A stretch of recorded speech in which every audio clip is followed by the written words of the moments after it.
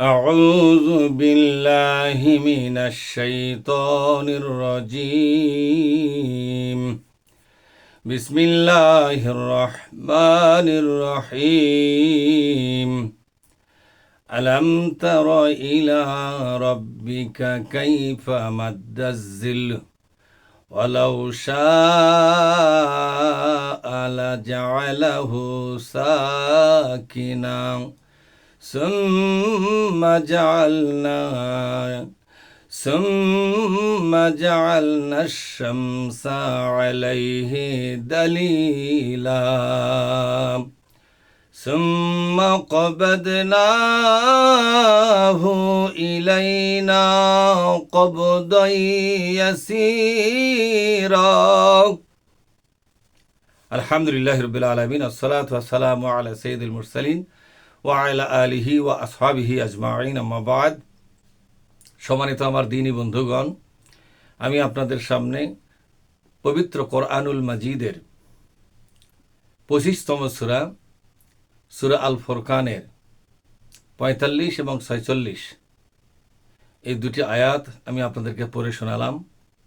আসুন এই আয়াতের মাধ্যমে আল্লাহ পাক আমাদেরকে যে কথাগুলো বোঝাবার জন্য ব্যবস্থা করেছেন সেই কথাগুলোকে বুঝবার আমরা চেষ্টা করব। আমা তৌফিকি ইল্লা বিল্লাহ। আল্লাহ পাক বলছেন, আলাম তারা, হে নবী আপনি কি দেখেন নাই? এখানে বিশ্ব নবীকে আল্লাহর কথাটা খুবই গুরুত্ব দিয়া গভীর মনোযোগ দিয়া শোনার জন্য বললেন। বিশ্ব নবী হলো এই কথার প্রথম মেনশন, কিন্তু মেনশন তো গোটা দুনিয়ার মানুষ।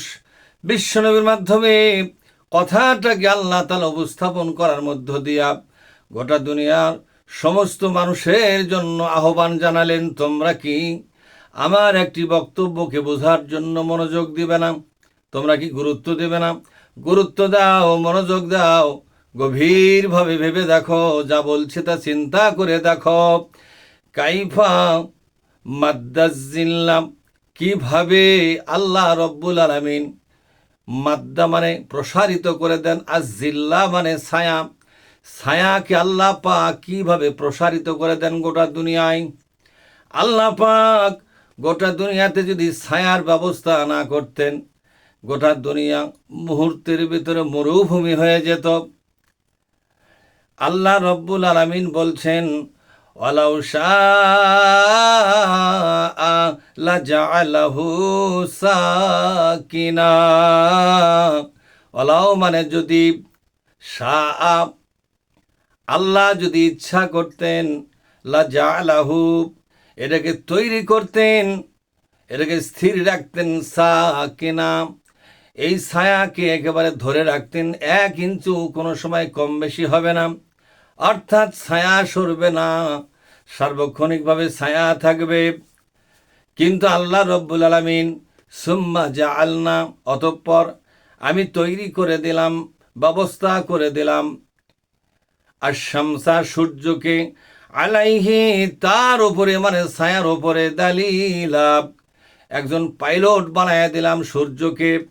সূর্য ছায়া নামক বাহনটাকে, পাইলট যেমন বিমান চালায়, পাইলট যেদিকে যেতে চায় তার হাতের ইশারায় বিমানও সেদিকে চলে যায়।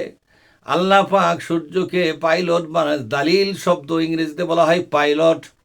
এই ছায়াকে আল্লাহ পাক সূর্যের মাধ্যমে পরিচালনা করে যেদিকে মনে চায় আল্লাহ পাক সেদিকে ছায়াকে পাঠায় দেন। সুম্মা এরপরে কবদনাহু ইলাইনা কবদাই ইয়াসীরা, সুম্মা মানে অতঃপর, কবদনাহু এটাকে আমি নিয়ন্ত্রণ করে ফেলি, কবজ করে ফেলি, আমার নিয়ন্ত্রণের মধ্যে নিয়ে নেই, আমি আমার দিকে টান মারি, ইলাইনা আমার দিকে এটাকে কবজ করি, নিয়ন্ত্রণ করি, কবদাই ইয়াসীরা সহজভাবে এটা কবজ করি। এর মানে কি? এই দুটি আয়াত, এটা হলো বিশ্ব ব্রহ্মাণ্ডের মহাশূন্যের ভিতরে বৈজ্ঞানিকভাবে যুক্তিপূর্ণভাবে আল্লাহ তাআলা সূর্যের ব্যবহার বিধি দেখালেন এবং এর ক্ষতির দিক এবং উপকারের দিক দেখালেন। সুবহানাল্লাহ। আল্লাহ পাক বলছেন, লাশামসু ইয়ামবাগি লাহা আন তুদরিকাল কমার ওয়ালাল লাইলু সাবিকুন নাহার ওয়া কুল্লুন ফি ফালাকি ইয়াসবাহুন। সূরা ইয়াসিনের মধ্যে আল্লাহ বলেছেন, লাশামসু ইয়ামবাগি লাহা আন তুদরিকাল কামার। সূর্যের ক্ষমতা নাই চন্দ্রটাকে তার কবজার মধ্যে নিবে, বা চন্দ্রের কক্ষপথের উপরে নিজে চড়ে বসবে, কিংবা চন্দ্রকে টান মেরে নিজের মধ্যে নিয়ে চন্দ্রকে শেষ করে দিবে। এ ক্ষমতা আমি সূর্যকে দেই নাই। যদিও সূর্যের চাইতে চন্দ্র অনেক ক্ষুদ্র এবং ছোট, আর সূর্যের আলো দিয়েই তো চন্দ্র আলোকিত হয়। এরপরও সূর্য ইচ্ছা করলেই চন্দ্রকে হজব করতে পারবে, হালাক করে দিতে পারবে, সূর্যকে খেয়ে ফেলতে পারবে। এই ক্ষমতা আল্লাহ সূর্যকে দেন নাই। সূর্যকে যদিও শক্তিমান, তার পথটা আল্লাহ আলাদা করে দিয়েছেন।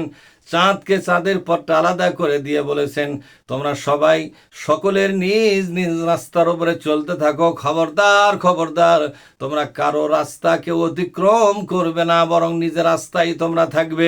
এটাই হলো আল্লাহর বিধান। এই বিধান মেনে চলে সূর্য কক্ষপথে চলে তার, চন্দ্র তার নিজের পথেই চলে, সমস্ত তারকাপুঞ্জ তারাও তাদের নিজের পথে চলে। আর এভাবে আল্লাহর আইন মেনে চলার মাধ্যমে মহাশূন্যে শান্তি বিরাজ করতেছে। সুবহান আল্লাহ। তা আল্লাহ তাআলা বলছেন, ওগো নবীজি, আপনি কি দেখেন নাই আমি ছায়াটাকে কেমনে সম্প্রসারিত করে দেই? তার মানে হলো সূর্যটাকে আল্লাহ তাআলা বলেছেন, তুমি তোমার কক্ষপথে চলো। পৃথিবীও তার কক্ষপথে চলছে, পৃথিবী ঘুরতেছে, সূর্য ঘুরতেছে। দুইজনের ঘোরার মধ্যে পৃথিবীর যে অংশটি সূর্যের দিকে পড়ে সে অংশ দিন হয়ে যায়, আর যে অংশটা রাতে অন্ধকারে আর এক দিকে পড়ে, অন্ধকারে পড়ে, সেটা রাত থেকে যায়। এভাবে পৃথিবী ঘুরতে ঘুরতে যেটা আলোকিত ছিল সে অন্ধকারে চলে যায়, অন্ধকারের অংশটি আবার আলোকিত হয়ে যায়, সূর্যের মুখোমুখি হয়ে যায়। সূর্যের মুখোমুখি যে অংশ সেটাই হয়ে যায় দিন, আর সূর্যের মুখোমুখির বিপরীতে যারা আছে সেটা হয়ে যায় রাত। রাত আর দিনের আবর্তন বিবর্তন। এর পিছনে আল্লাহ পাক সূর্যকে দলিল মানে পাইলট করে রেখেছেন। এই সূর্য নেতৃত্ব দিয়া ড্রাইভারি করে, পাইলটগিরি করে, রাত এবং দিনকে আল্লাহর নির্দেশে এখানে প্রতিষ্ঠিত রেখেছে। সরাসরি আল্লাহ পাক নিজেই তত্ত্বাবধান করে সূর্যের মাধ্যমেই কাজটা করতেছেন। সুবহানাল্লাহ। এবার আল্লাহ তাআলা বলছেন, ওয়ালাউ শাআ লাজাআলাহু সাকিনা, আল্লাহ যদি ইচ্ছা করতেন এই ছায়াটাকে স্থির করতে পারতেন। কখন ছায়া স্থির হবে? সূর্যকে যদি তার কক্ষপথে আটকিয়ে দেওয়া হয়, সূর্য তুমি এক ধাপ আর এগিয়ে যাবে না, এক কদমও যাবে না, তুমি তোমার কক্ষপথে দাঁড়িয়ে যাও। আমরা মাঝে মধ্যে হঠাৎ করে বিমান উঠতে দেখি, কিছু কিছু বিমান আছে এমন 500 মাইল বেগে চলতেছে, পাইলট হঠাৎ করে বিমানটাকে এক জায়গায় দাঁড় করিয়ে রাখে, সামনে পিছনের ডানে বামে উঁচু নিচুতে কোথাও বিমান 1 ইঞ্চি নড়ে না। এটা হলো স্থির হয়ে যাওয়া।